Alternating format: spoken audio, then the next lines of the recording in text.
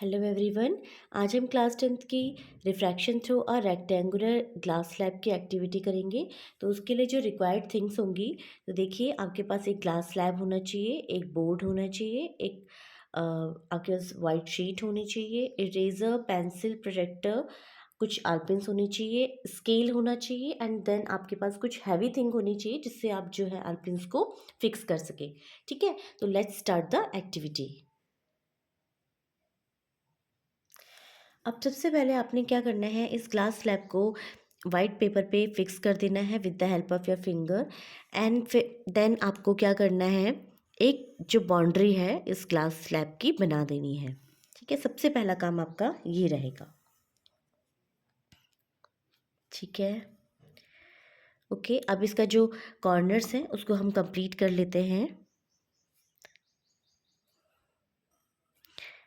तो ये आपका ग्लास स्लैब की हमने बाउंड्री ले ली है। अब ध्यान रखना है, यहाँ पे एक जो है आपने क्या करना है, नॉर्मल ड्रॉ करना है with the help of D.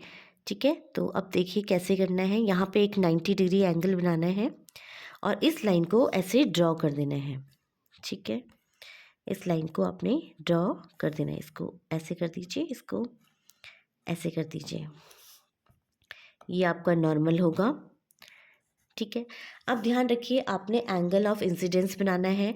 तो एंगल ऑफ इंसिडेंस हमेशा नॉर्मल से मेज़र होता है। लेट्स सपोज हमने एंगल ऑफ इंसिडेंस 40 डिग्री लेना है। तो ध्यान रखिए 40 डिग्री आप इसको 0 डिग्री काउंट करेंगे, देन 40 डिग्री लेंगे।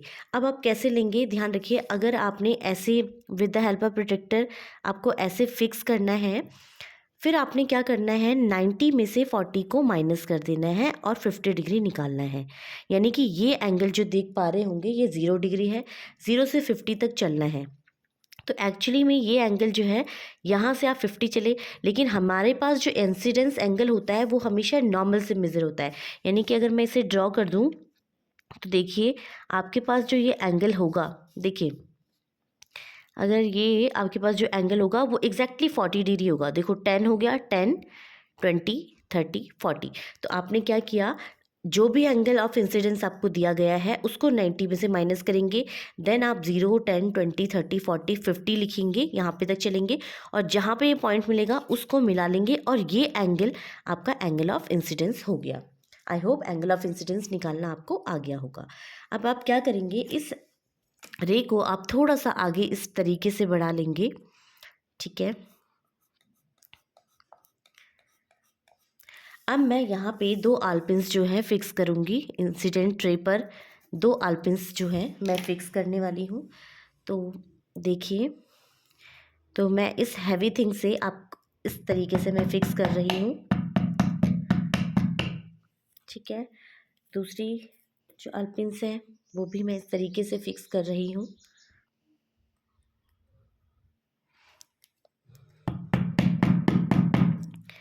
ठीक है, अब मैं क्या करने वाली हूँ, मैं इस ग्लास स्लैब को रखूँगी यहाँ पे और मैं क्या करने वाली हूँ, मैं यहाँ पे इस वाले एरिया पे देखूँगी। ठीक है, इस एरिया पे देखूँगी, यहाँ पे मैं देखूँगी और मैं क्या करने वाली हूँ, जो यहाँ से इमर्जेंट रे पास होगी उस पे 2 और मैं आलपिन्स लगाने वाली हूँ और वो 2 आलपिन्स और इंसिडेंट पे रखी हुई 2 आलपिन्स एक सीध में आनी चाहिए। तो पहले मैं लगा लेती हूँ, उसके बाद मैं आपको शो करूँगी। देखिए ये 2 आलपिन्स मैंने यहाँ इस वाले फेस पे देख के लगा ली हैं और मैं आपको दिखाऊंगी भी कि ये 2 आलपिन्स जो हैं ये 2 आलपिन्स के बराबर आएंगी, मतलब मीन्स एक सीध पर आएंगी। तो मैं आपको शो करती हूँ।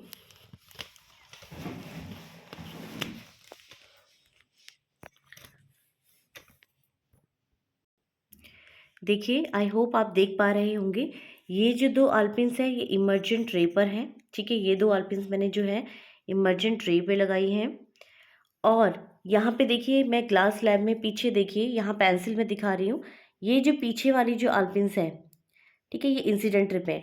ये चारों ही क्या है, ये चारों ही क्या है, एक सीध पर आ गई हैं। ठीक है, तो ये मैंने फिक्स कर दिया है। अब मैं इसकी जो ड्रॉ करती हूँ। ठीक है, देखिए ये जो पिन्स हैं मैंने लगा दी हैं। अब मैं क्या करूँगी, इस ग्लास स्लैब को हटा देती हूँ। ठीक है, और ये पिन्स भी हटा देती हूँ। अब आपको ये क्या करनी है, जो ये पॉइंट्स मिला है मैं इस लाइन को इन दोनों पॉइंट्स को जॉइन करते हुए इस फेस सरफेस पे इस फेस पे लगा दूंगी। ठीक है, ध्यान रखिए ये जो है ये इंसिडेंट रे है, ये इंसिडेंट रे है, ये जो आई है ये इमर्जेंट रे है, और ये पॉइंट को ये पॉइंट से मिलाएंगे तो ये आपकी रिफ्रैक्टेड रे है। ठीक है, और ये आपका एंगल हो गया एंगल ऑफ रिफ्रैक्शन। ठीक है, यहाँ पे आप एक नॉर्मल ड्रॉ करेंगे।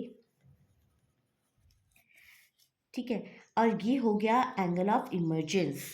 आई होप आपको एंगल्स लेना आ गया होगा। अब मैं आपको वेरीफाई भी करके दिखाती हूँ। ध्यान रखिए जब भी कोई रे रेयरर टू डेंसर जाएगी, रेयरर से डेंसर जाएगी, देन आपका angle of incidence is always greater than angle of refraction. Angle i हमेशा एंगल आर से बड़ा होगा। ठीक है, दूसरी बात, डेंसर से अगर रेयरर में कोई रे जाएगी देन एंगल ऑफ, ये देखिए ये आर है तो ये भी अल्टरनेट इंटीरियर एंगल से ये भी आर हो जाएगा। तो angle of refraction is always less than angle of emergence, या फिर बोल सकते हैं emergence is always greater than R. ठीक है, angle of emergence is always greater than R. ठीक है, लास्ट थिंग हमें ये ध्यान रखना है कि ये एंगल और इमर्जेंस एंगल हमेशा इक्वल रहेंगे। एंगल आई जो है एंगल ई के हमेशा इक्वल रहेगा। ठीक है, तो ये कुछ पॉइंट्स आपने ध्यान रखना था। अब हम वेरीफाई कर लेते हैं। हमें पता है कि अगर कोई ray incident ray rarer medium to denser medium, यहाँ पे ग्लास स्लैब था। ठीक है, तो रेयरर आपका एयर ले लो और यहाँ पे ग्लास था, एयर से ग्लास में जाएगा तो आपकी जो रे है हमेशा टुवर्ड्स द नॉर्मल बेंट हो जाएगी, टुवर्ड्स द नॉर्मल बेंट हो जाएगी। ठीक है, दूसरी बात, अगर डेंसर यानी ग्लास स्लैब से एयर में वापस जाएगा तो आपका जो ये वाली रे है हमेशा अवे फ्रॉम द नॉर्मल चली जाएगी। ठीक है, अवे फ्रॉम द नॉर्मल चली जाएगी। या ध्यान रखिए अगर यहाँ पे ग्लास स्लैब नहीं होता तो ये स्ट्रेट निकल जाती, लेकिन ग्लास स्लैब था तो ये बेंट होगी टुवर्ड्स द नॉर्मल। वैसे ही अगर यहाँ पे कोई भी मीडियम नहीं होता, मतलब अगर ग्लास ही होता तो ये स्ट्रेट निकल जाती, लेकिन जैसे ही इसको रेयरर मीडियम मिला तो ये अवे फ्रॉम द नॉर्मल हो गई। अवे फ्रॉम द नॉर्मल होने से और बेंट टुवर्ड्स द नॉर्मल होने का मतलब ये है कि speed of light denser medium में कम हो जाती है और speed of light rarer medium में ज़्यादा हो जाती है। ठीक है, आई होप आपको ये एक्टिविटी समझ में आ रही होगी। ठीक है, अब दूसरी एक और चीज़ आपकी है कि इन दोनों रे में कितना डिफरेंस आया है, तो इसका नाम होता है लेटरल शिफ्ट। ये इंसिडेंट रे और ये इमर्जेंट रे, इन दोनों के बीच में जो डिफरेंस आया है उसको बोलते हैं लेटरल शिफ्ट, यानी इंसिडेंट रे कितनी शिफ्ट हुई है। ठीक है, तो लेटरल शिफ्ट भी आई होप समझ में आ गया होगा। तो ये कंप्लीट एक्टिविटी आपकी थी refraction through a rectangular glass slab की। आई होप आपको समझ में आई होगी। Thanks for watching.